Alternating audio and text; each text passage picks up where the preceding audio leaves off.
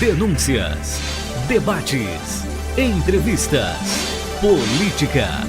As coisas que interessam ao povo do Maranhão, na apresentação livre e séria de quem tem o que dizer. Está entrando no ar o programa Mesa Redonda com Paulo Marinho. Você é o nosso convidado. Bom dia. Hoje eu vou começar o Mesa Redonda aqui no meio desse bosque. Ouvindo aqui essas folhas aqui dessas árvores cantarolando aqui nos meus ouvidos. E eu começo aqui nesse local porque esse bosque eu fiz ele. Essas árvores eu plantei e olha o resultado que eu estou colhendo, né? E eu vim fazer aqui, exatamente aqui, para mostrar para vocês o como é importante plantar árvores. O quanto uma árvore muda o ambiente onde a gente está. Esse local era um local de areia, inóspito, sem vida, e com o enterrar de algumas mudas de árvores, a gente conseguiu mudar esse lugar. A gente conseguiu dar para esse lugar vida, porque o vento veio, a sombra veio, os animais vieram, os pássaros vieram juntos e a beleza também vem junto. Então aqui fica uma sugestão para você que está agora me assistindo em casa.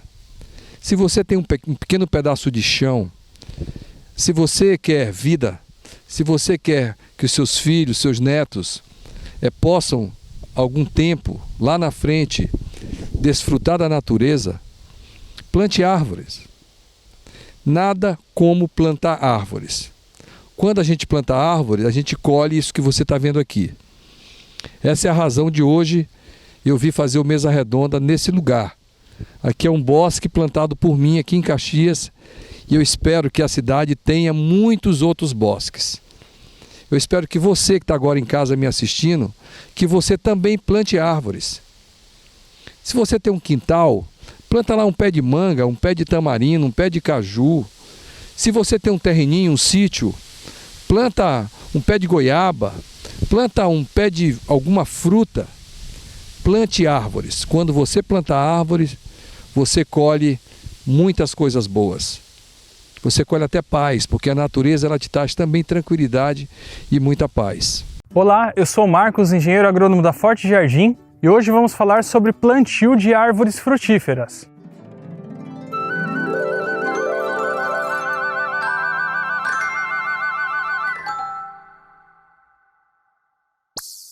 O primeiro passo é você limpar o terreno, tirar pedra, entulho, grama que tiver ali, mato. A gente tem que fazer uma limpeza desse terreno.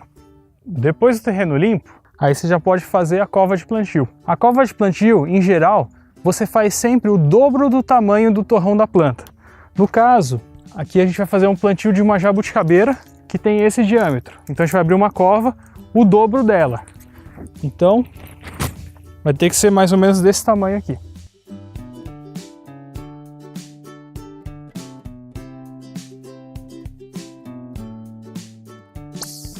Então, depois de fazer a cova de plantio, a gente tem que adubar aquela terra que a gente tirou da cova, preparar ela para a gente colocar ela adubada já em volta da muda.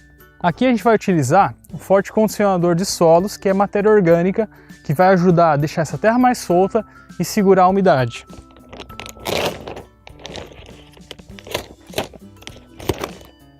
A quantidade dele é uma média de 1 para 1.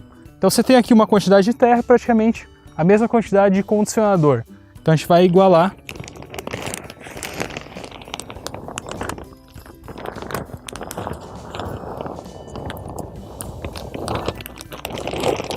O importante lembrar é que assim, uma planta bem plantada numa cova boa, bem preparada, ela vai conseguir desenvolver muito mais.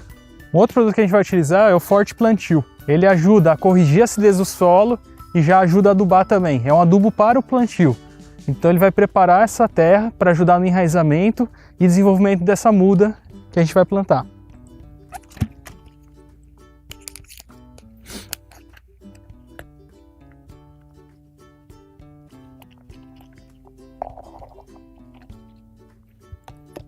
A quantidade vem sempre marcada na embalagem, tá? De acordo com o tamanho da cova, a gente coloca uma quantidade. Agora a gente vai fazer uma mistura de todos os produtos junto com a terra.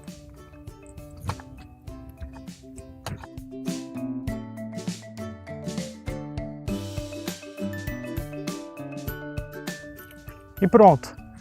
Aqui a terra está preparada para a gente fazer o plantio. A jabuticabeira também é uma planta que gosta de bastante água. E como a gente está numa chácara, não tem como você ficar molhando sempre. Todas as frutíferas, na verdade, no início do plantio, você tem que estar sempre molhando para você não perder essa muda. Então, para você garantir que vai ter água por mais tempo, a gente vai utilizar um produto que chama gel para plantio, que ele mantém a umidade ali do solo por mais tempo, para você não ter que ficar molhando tantas vezes.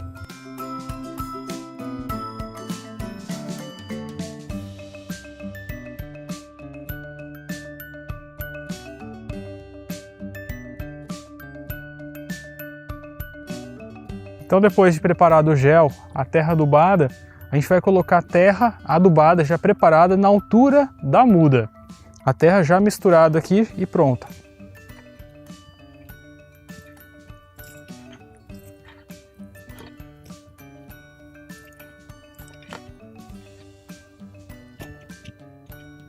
Para conferir se está bom, você vai pegar a muda aqui, ó, e vai ver, ó, ficou muito funda, coloca mais terra. Nunca pode plantar nem muito funda, nem muito rasa. O nível que está aqui a terra, o torrão da planta, vai ser o mesmo nível que você vai manter ela no solo.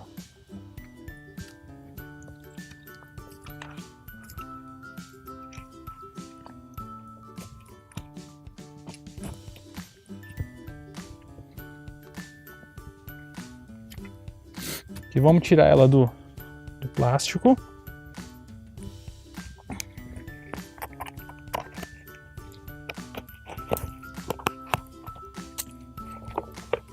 Ó, torrão perfeito, isso é muito importante também. Ó, ainda ficou funda. Vou colocar um pouquinho mais de terra.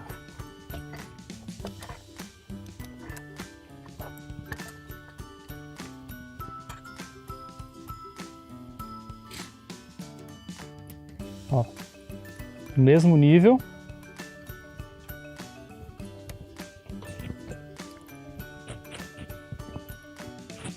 Direitar aqui. Ó, mesmo nível. Agora a gente vai colocar o Forte Gel para plantio. Quantidade de hidratação é uma tampinha de garrafa PET que dá umas 4 a 5 gramas por cada litro de água. Faz um gel que ele fica líquido, ó. Você consegue virar ele no fundo da cova de plantio. O importante é que o gel ele faça uma forração no fundo da cova de plantio. Quando você colocar a muda, ele vai até subir um pouquinho nas laterais também, garantindo a umidade dessa planta. Coloca a muda aqui, ó, no meio, tá vendo?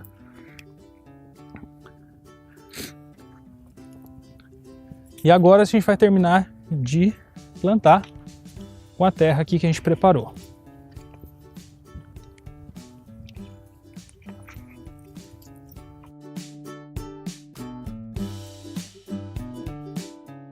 É importante também acomodar essa terra que tem em volta da planta, para não ficar solta também.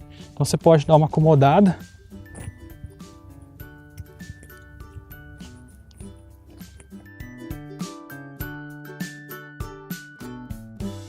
A terra que sobrou, que é como você colocou o condicionador, ficou um volume maior, você pode estar colocando em volta dessa planta, melhorando esse solo, que ela vai acabar atingindo as raízes, vão conseguir chegar nesse solo depois. Então vamos deixar essa terra aqui em volta da muda.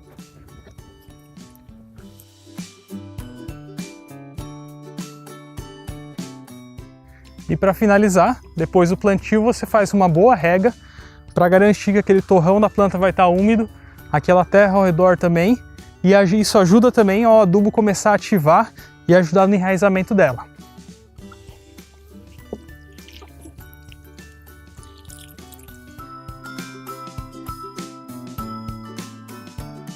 Espera a terra puxar um pouco da água, depois molha de novo, até garantir um bom molhamento para a água chegar até no fundo. Às vezes a gente molha só por cima, em cima molhou, mas embaixo continuou seco. Claro que o gel vai estar lá ajudando no fundo da cova, mas é importante também molhar essa molhada para acomodar também o solo novamente.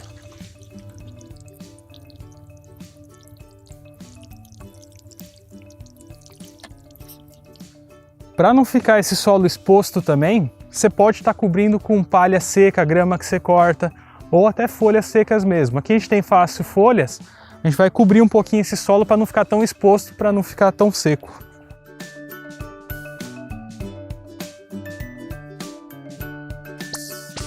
Bom, esse foi o vídeo sobre plantio de árvores frutíferas. Espero que vocês tenham gostado e vão acompanhar depois o desenvolvimento dessa planta até essa jabuticabeira produzir fruta aí. Muito obrigado pela atenção, curtam o vídeo, compartilhem e até a próxima.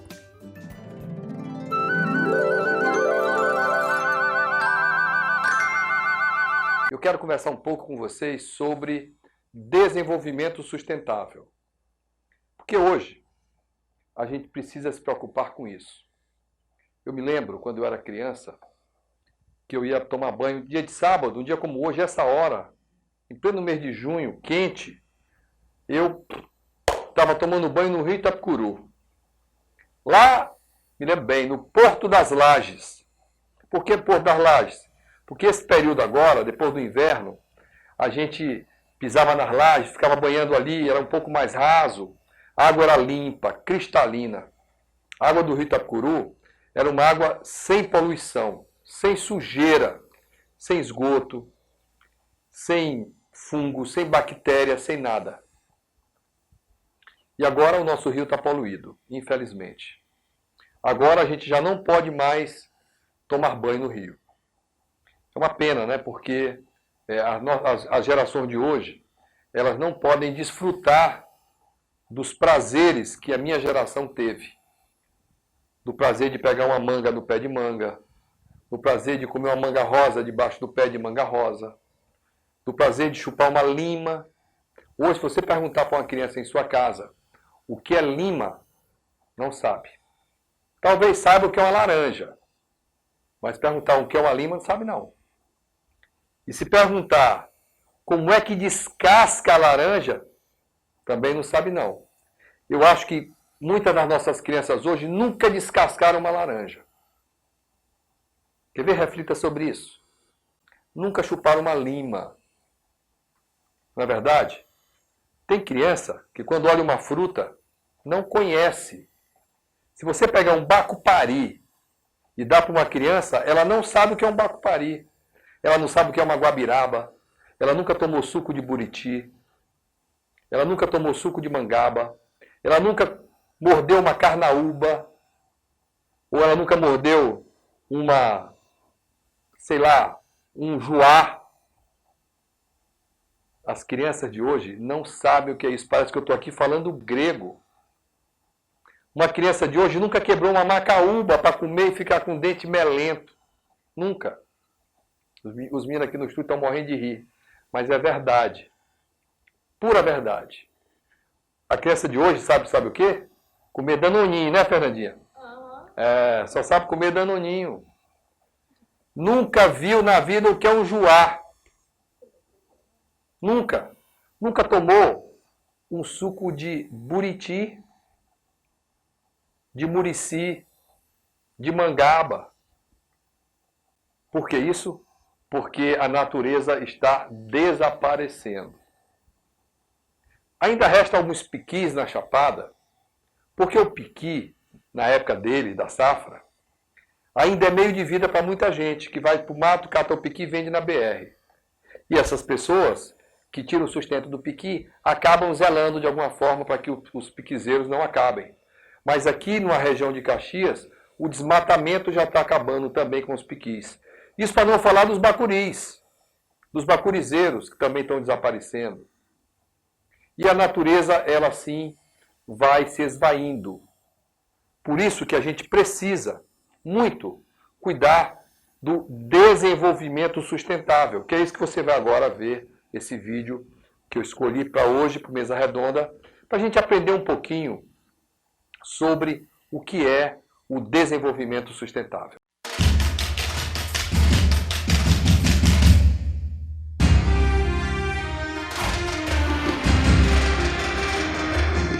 Beleza e exuberância da maior biodiversidade do planeta.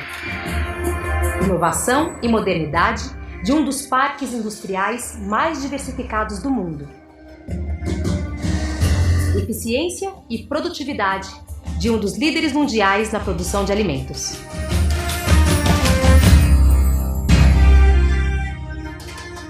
Brasil, um país de dimensões continentais que alia desenvolvimento com sustentabilidade. Tem o maior percentual de matriz energética limpa do mundo, programas de controle do desmatamento e redução de emissão de gases do efeito estufa. País que investe em pesquisa de ponta para produzir mais e melhor e que trabalha para reduzir as desigualdades sociais.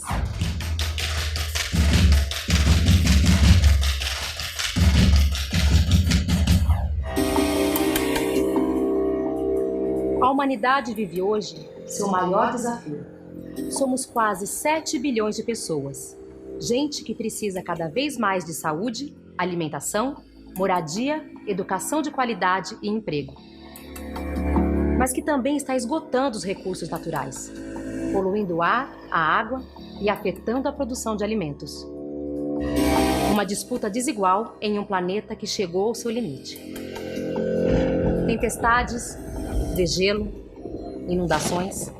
Hoje já se conhecem as evidências do aquecimento global.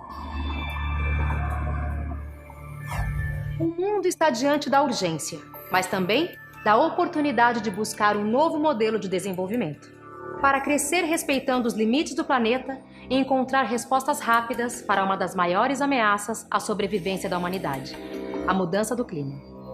Neste contexto, os olhos do mundo se voltam para o Brasil.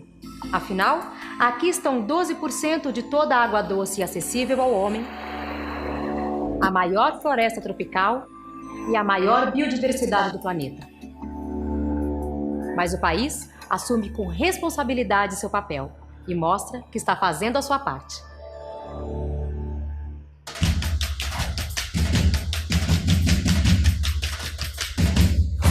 O Brasil intensificou as políticas globais de desenvolvimento sustentável desde a realização da Rio 92, com investimentos cada vez maiores em energias renováveis, combate ao desmatamento e redução da emissão de gases do efeito estufa. Para combater as mudanças do clima, o Brasil atua em mais de 100 frentes integradas pelo Plano Nacional sobre Mudanças do Clima. Lançado em 2008, o programa estabelece que até 2020, 5 bilhões de toneladas de gases poluentes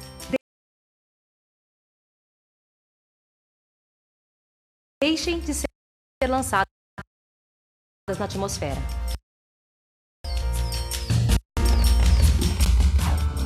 No Brasil, a principal causa da emissão de gases do efeito estufa é o desmatamento ilegal. Para mudar essa realidade, o governo federal criou em 2004 o Plano de Ação para a Prevenção e Controle do Desmatamento da Amazônia Brasileira, reduzindo vertiginosamente a taxa de desmatamento. Em 2004, foram desmatados de forma ilegal 27 mil quilômetros quadrados. Em 2009, foram 7 mil quilômetros quadrados. Ou seja, em apenas 5 anos, o desmatamento ilegal caiu 75%. Para auxiliar no controle do desmatamento ilegal, o Brasil conta com o melhor sistema de monitoramento florestal do mundo. Satélites como o Cibers e o Terra Aqua dão suporte a essa fiscalização. Além disso, estabeleceu um zoneamento agroecológico para o plantio da cana-de-açúcar em 2009. Mantendo mais de 2.000 quilômetros de distância entre as plantações e a floresta nativa, essa medida estimula ainda mais os ganhos de produtividade do agronegócio brasileiro e preserva os biomas do Pantanal e da Amazônia. Hoje, 80% do bioma amazônico é de cobertura florestal nativa, sendo 45% de áreas protegidas por lei entre unidades de conservação e terras indígenas. O governo federal quer também dar condições para que as populações da região amazônica possam se desenvolver e conviver com a floresta de forma sustentável. Com o programa Terra Legal, que promove a regularização fundiária, o governo busca dar condições para que os pequenos e médios produtores tenham a propriedade da terra que produzem. Como contrapartida, os produtores se comprometem a respeitar a legislação ambiental. Em 2008 foi lançado o Fundo Amazônia, para arrecadar recursos que serão investidos em programas de preservação do bioma amazônico. Já existem doações tais como a da Noruega, que destinou 100 milhões de dólares no primeiro ano. Essas são algumas medidas para assegurar que a floresta brasileira continue liberando mais de 7 trilhões de toneladas de água na atmosfera a cada ano. Bom para o Brasil, bom para o planeta.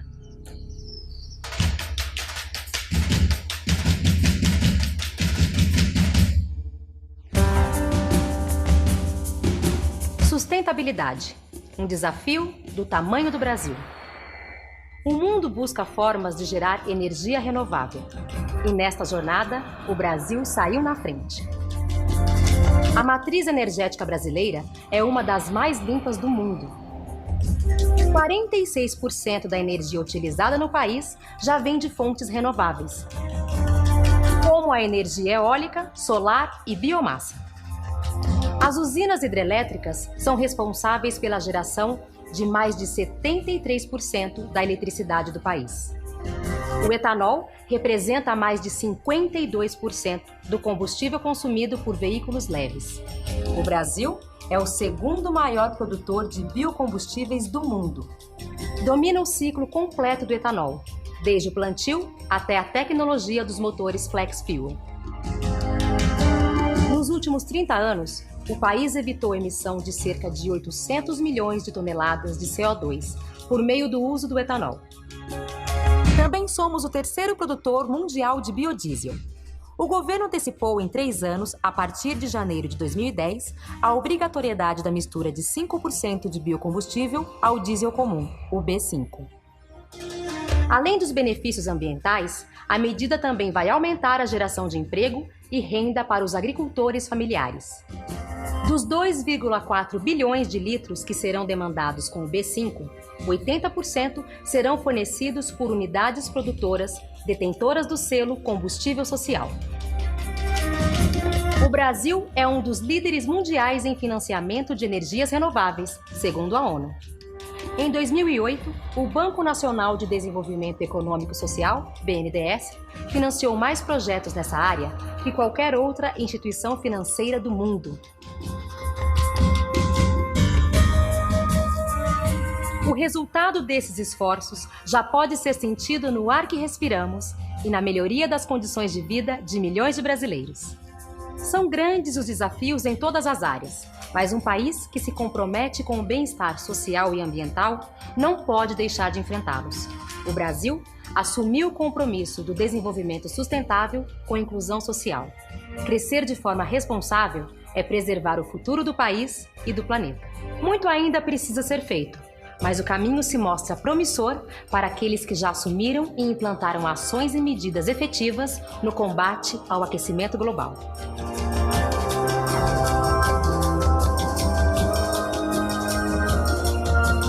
Desenvolvimento sustentável, responsabilidade e compromisso de todos.